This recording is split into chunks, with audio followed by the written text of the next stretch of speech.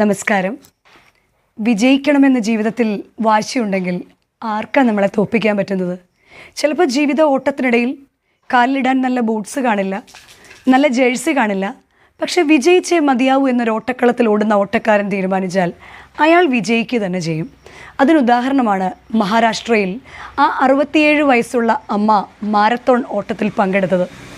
67 വയസ്സുകാരി മാരത്തോൺ ഓട്ടത്തിൽ പങ്കെടുക്കാൻ പോയപ്പോൾ നഗ്നപാതയായി കടന്നു ചെന്നപ്പോൾ അവർ പറഞ്ഞു, കാലിൽ ബൂട്ട്സ് ഇല്ലല്ലോ. അവർ പറഞ്ഞു, സാരമില്ല, ജേഴ്സി ഇല്ലല്ലോ, നിങ്ങൾ സാരിയാണ് ഉടുത്തിരിക്കുന്നത്, ഓടാൻ പറ്റില്ല, സാരമില്ല.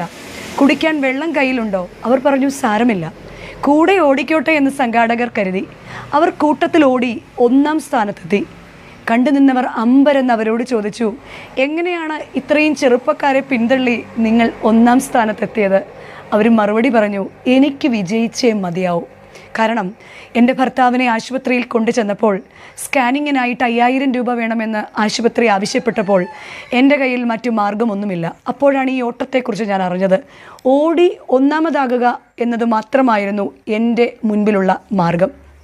പ്രിയ കൂട്ടുകാരെ, പലപ്പോഴും ജീവിതത്തിൻ്റെ ഓട്ടത്തിൽ വിചാരിക്കുന്നത് പോലെ കാര്യങ്ങൾ നടക്കാതെ വരുമ്പോൾ നമ്മൾ തളർന്നു പോകും.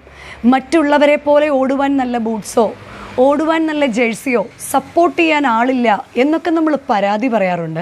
എന്നാൽ ആത്മവിശ്വാസമാകുന്ന ബൂട്ട്സ് ഒന്നണിഞ്ഞാൽ, ലക്ഷ്യബോധമാകുന്ന ജേഴ്സി ഒന്നണിഞ്ഞാൽ ആർക്ക് നമ്മളെ തോൽപ്പിക്കാൻ സാധിക്കും?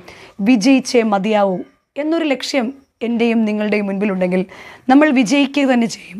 എല്ലാ പ്രതിസന്ധികളെയും അതിജീവിച്ച്, എല്ലാ തടസ്സങ്ങളെയും മറികടന്ന്, കഷ്ടതയിൽ മുറുകെ പിടിച്ച്, ആത്മവിശ്വാസമാകുന്ന ബൂട്ടണിഞ്ഞ് ലക്ഷ്യസ്ഥാനത്ത് ഓടി വിജയിക്കുവാൻ എല്ലാവരെയും ദൈവം സഹായിക്കട്ടെ എന്ന് പ്രാർത്ഥിക്കുന്നു, ആശംസിക്കുന്നു.